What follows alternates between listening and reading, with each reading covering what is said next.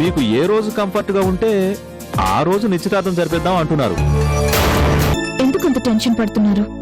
వాళ్ళు చేసిన తప్పే ఉందని. వాళ్ళు పిలిచేదేంటి? అసలు ఆ నిశ్చితార్థం జరగాలి కదా, అది ఆగిపోతుంది. ఏదో చిన్నపిల్ల, దాని పెళ్లి చెడగొట్టకే పాపం తగులుతుంది. దానికి పెళ్లి జరుగుతుంటే నేను చూస్తూ ఊరుకోవాలా? మీరు తోడుగా రావటం లేదు కానీ నాకు కాపలాగా వస్తున్నారు కదూ.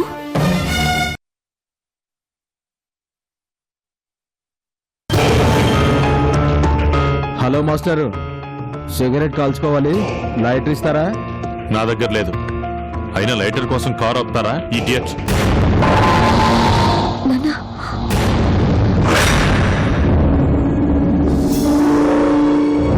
బయట చల్లగా ఉంది, చలి కాచుకోవడానికి ఆ అమ్మాయిని ఇస్తారా? You scoundrel!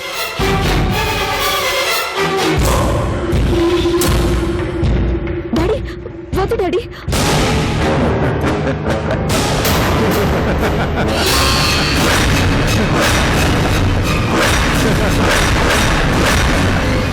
ఏంట్రా ఏం మాట్లాడుతున్నావా? ఏం మాట్లాడుతున్నావు? బాగా కోపం వచ్చినట్టుందిరా. ఏంట్రా అంకుల్ సంగతి చూడండి, నేను పాప సంగతి చూస్తాను రా.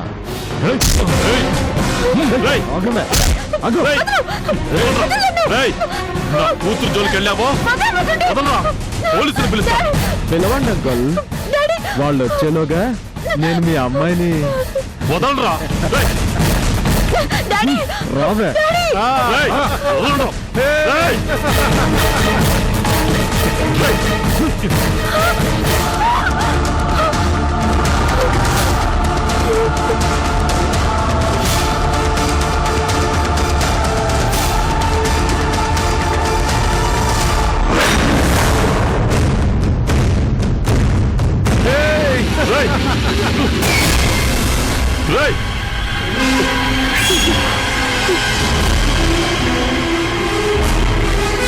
ఏం చేయొద్దు.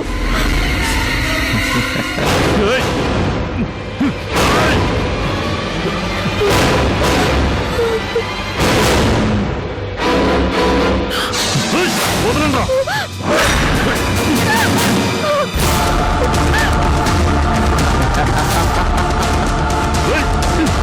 వదలండ్రా.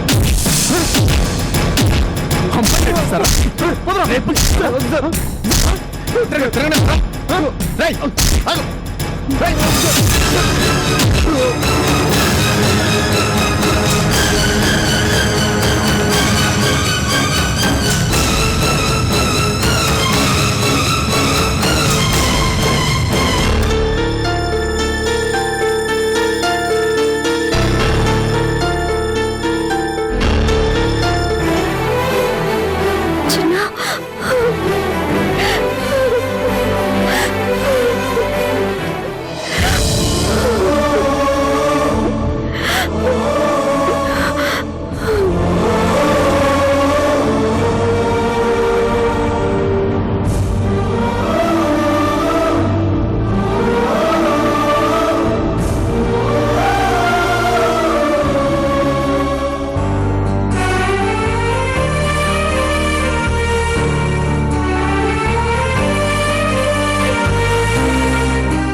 ఎక్కువసేపు ఉంటాం అంత మంచిది కాదు. తొందరగా వెళ్ళిపోండి.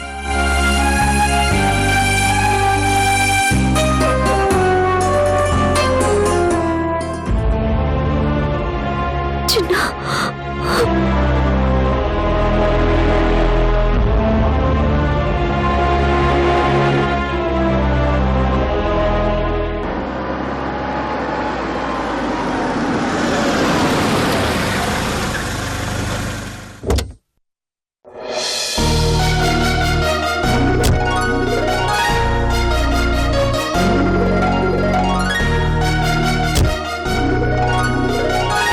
మమ్మీ మమ్మీ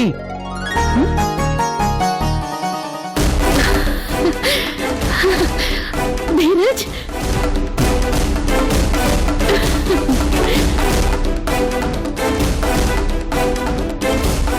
ధీరజ్ వచ్చేసావా? నీ గురించి ఎదురు చూస్తున్నాను రా. ఎంత చిక్కిపోయావు నాన్న. నిన్నప్పుడే ఎలా వదిలేశారా? వదలకుండా ఎలా ఉంటారండి? కేసు టేకప్ చేసింది ఎవరు? లాయర్ దివాకర్. ఆయన ఎవరండి? మీ సీనియరా? కాదండి, నేనే. మరి ఎవరన్నా అడుగుతారేంటి? మేడం అసలు ఎలా భరిస్తున్నారండి ఈయన్ని? ఆ విషయం 25 ఏళ్లుగా ఆవిడకే అర్థం కాలేదు. ఇక నీకేం సమాధానం చెప్తుంది చెప్పు. సందీప్, నువ్వు కాస్త ఆగుతావా? హ్మ్. లాయర్ గారు, చాలా చాలా థ్యాంక్స్ అండి. మేడం వారం రోజుల్లో తీసుకొస్తానని చెప్పాను, కానీ 3 రోజుల్లోనే మీ ముందు ఉంచాను. మరి ఎంత కష్టపడ్డానో మీరు గమనించాలి. మీ కష్టం ఊరికే పోనివ్వను. ఎంత కావాలో చెప్పండి, మీరు ఎంత అడిగితే అంత ఇస్తాను.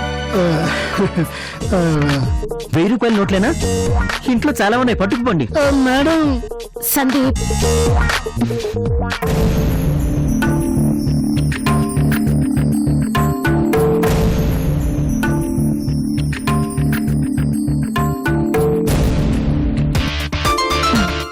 ఆయన మాటలకేం గాని ఇది బ్లాంక్ చెక్. మీకెంత కావాలో అంత రాసుకోండి. చాలా థ్యాంక్స్ మేడం. థ్యాంక్స్ నేను మీకు చెప్పాలి. మళ్ళీ నా కొడుకుని తీసుకొచ్చి నా ముందు నిలబెట్టారు. నువ్వు మరీ ఆయన్ని ఆకాశంలోకి ఎత్తియాల్సిన అవసరం లేదు భార్గవి. మనోడికొచ్చింది బెయిల్ మాత్రమే. కేసు ఇంకా అలాగే ఉంది. ఏంటంటే అలా నెగిటివ్ గా మాట్లాడతారు? బెయిల్ తెప్పించిన వాడిని కేసు నుంచి బయటకు తెప్పించలేనా? మీరెందుకు అనుమానపడతారు? బెయిల్ తెచ్చిచ్చినంత ఈజీ కాదులేండి కేసు నుంచి బయటపడటం. అవతల మనిషి చచ్చిపోయాడు. మేడం దయచేసి మీరు ఇంట్లో ఉండగా మాత్రం నన్ను ఇక్కడికి పిలవకండి. వస్తాను. అసలు నీ నోరు ఊరుకోదా? ప్రతిదానికి వాగుతూనే ఉంటావా? నిజాలు మాట్లాడితే అలాగే ఉంటుంది. మరి కేసు మరీ స్ట్రాంగ్ గా ఉంది కదా అని చెప్పాను. అదేదో తప్పైపోయినట్టు నా మీద అలా అరుస్తావేంటి? ఎంత స్ట్రాంగ్ గా ఉన్నా సరే నేను తలుచుకుంటే ఆ కేసు కొట్టేసేలా చేస్తాను. అలా చేస్తే నాకు కూడా సంతోషమే కదా. మమ్మీ అసలు డాడీకి నేను తిరిగి రావడం ఇష్టం లేదు. ఆయన మాటలు ఏం పట్టించుకోకరా. చూడు ఎలా అయిపోయావో. ముందు స్నానం చేసిరా, భోంచేద్దు గాని. వెళ్ళు.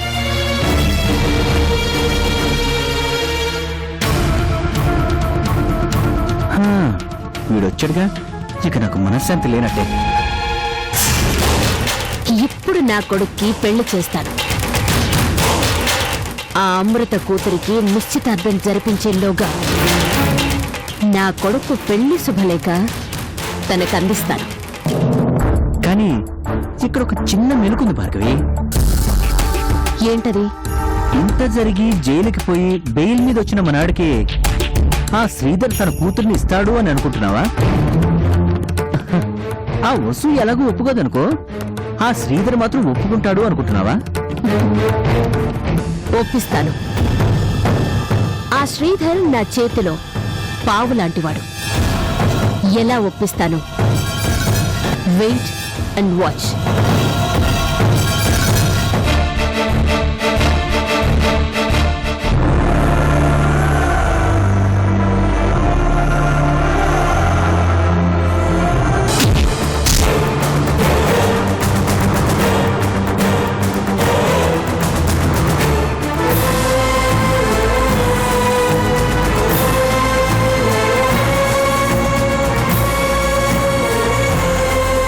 కూటికి లేని ఓ సన్నాసిని తీసుకొచ్చి ప్రేమించాను, పెళ్లి చేసుకుంటాను అని చెప్తే ఒప్పుకుంటాననుకున్నావా? అమ్మా నాన్న ఎవరో తెలియని గాలి వెధవా.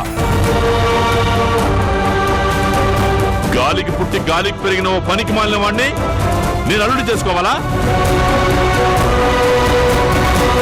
ఎవడికి పుట్టాడో కూడా తెలియని వాడిని తీసుకొచ్చి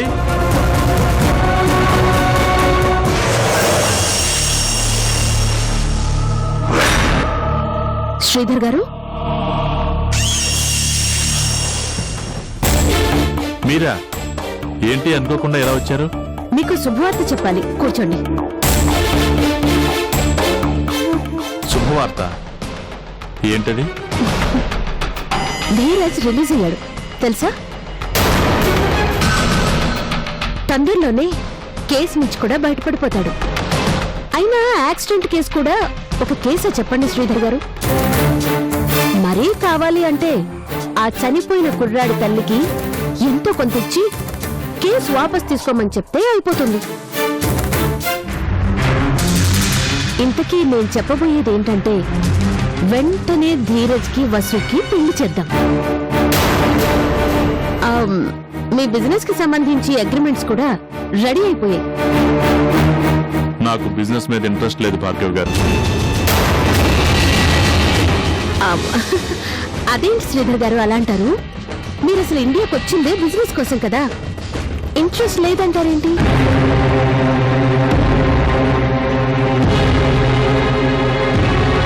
నా కూతురు నన్ను ప్రశ్న అడిగింది భార్గవ్ గారు.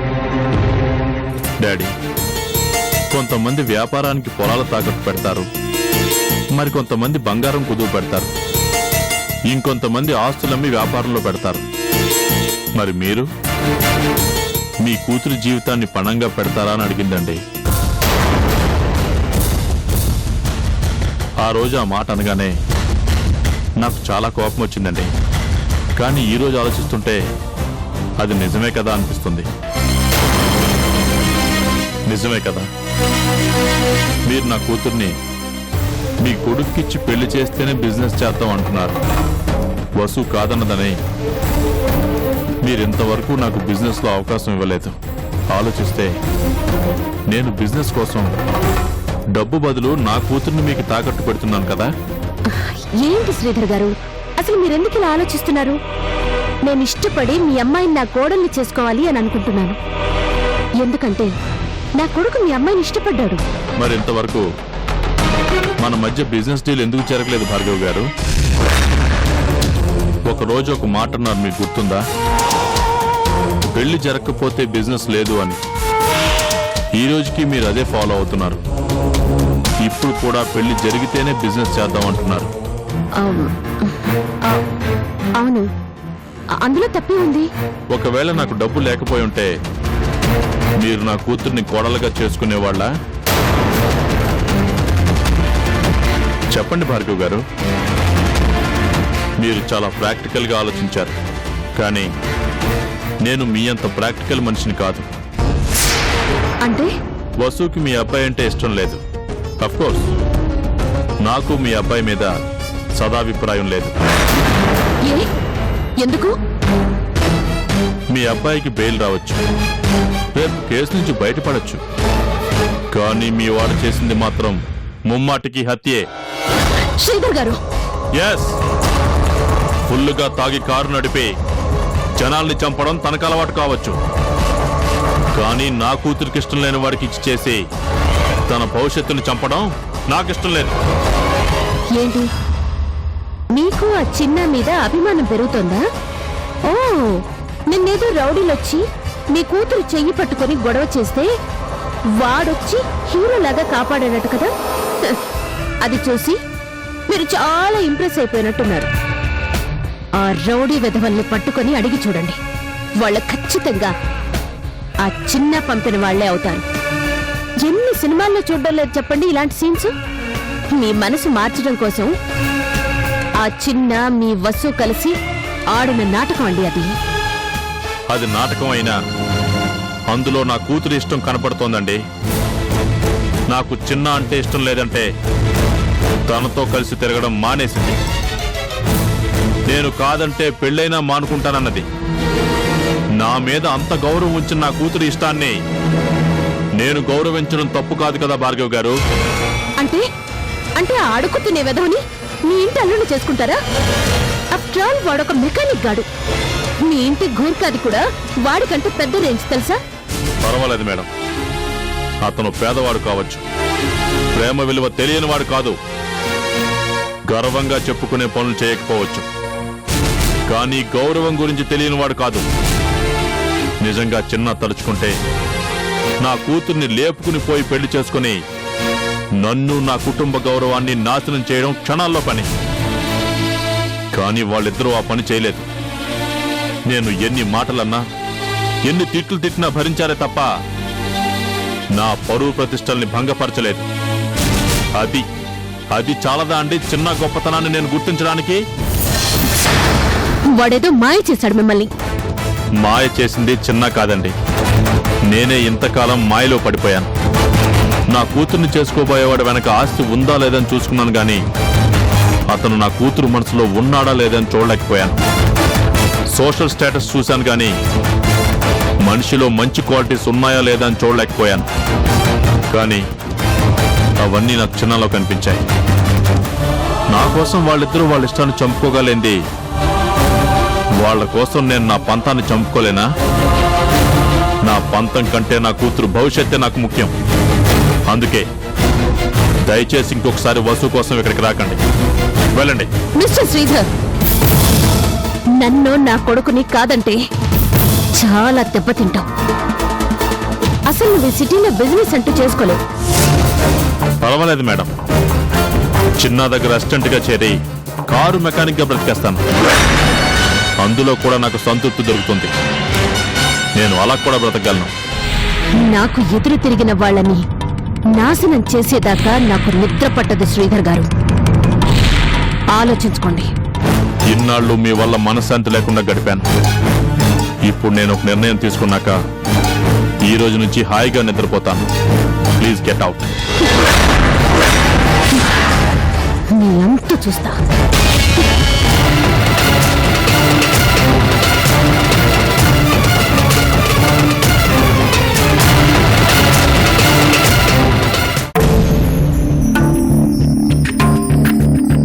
మీకే చిన్న ప్రాబ్లం వచ్చినా నాకు ఫోన్ కొడండి సార్, నేనే వచ్చి మీ కార్ ఎక్కడున్నా సరే ఫ్రీగా రిపేర్ చేస్తాను. అసలు మీకు ఆ అవసరమే రాదు సార్. మా చిన్న రిపేర్ చేశాడంటే ఇక జన్మలో రిపేర్ అనేది రాదు. ఓకే, ఇదిగో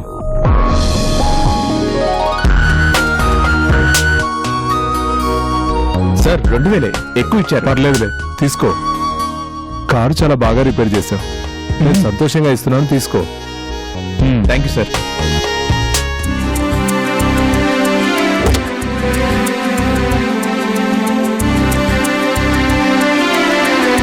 బాయ్ సార్.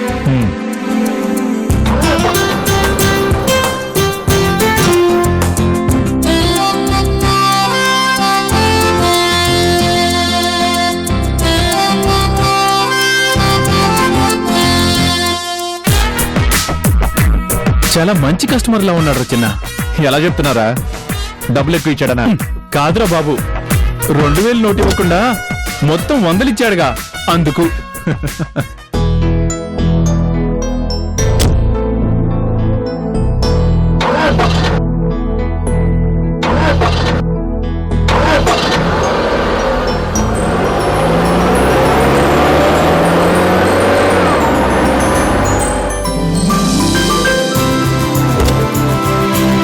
స్టార్టింగ్ ప్రాబ్లం ఉందిరా, నేను ఒకసారి చెక్ చేయాలి.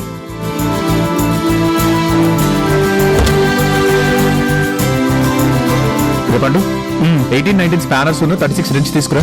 సరే.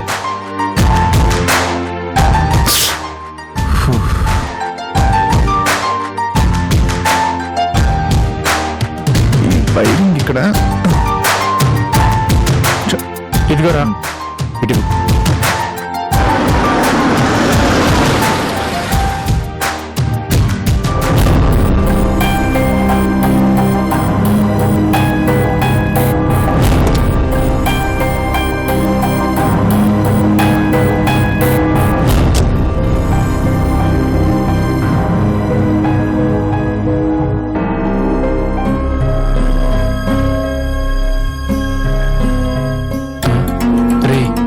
ఎవరొస్తున్నారో చూడు.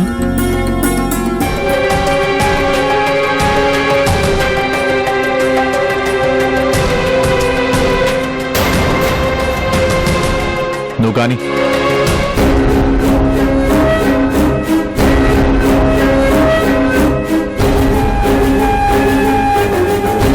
లేదా స్పాన్ రేటింగ్ ఇది అదక్కర్లేదు ఇదే. చిన్న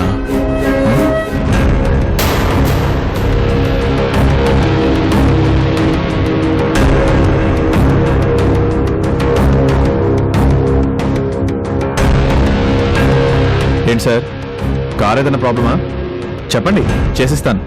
నేను వచ్చింది కార్ రిపేర్ కోసం కాదు చిన్న. గ్యారేజ్కి వచ్చారు అంటే రిపేర్కి అనుకున్నాను. ఎంతైనా నేను మెకానిక్ని కదా, ఎందుకు వచ్చినా అందుకే అనుకుంటాను. పర్లేదు చెప్పండి ఏం కావాలి మీకు. నువ్వు చేసిన సహాయానికి థ్యాంక్స్ చెప్పాలని వచ్చాను చిన్న. సాయమా? అవును చిన్న, నిన్ను చాలా తక్కువగా అంచనా వేశాను. నీ మంచితనం తెలుసుకోలేక చాలా అవమానించాను, చాలా మాట్లాడినాను. అవన్నీ మనసులో పెట్టుకోకుండా నన్ను నా కూతుర్ని కాపాడావు. నీ రుణం ఎలా తీర్చుకొని చిన్నా?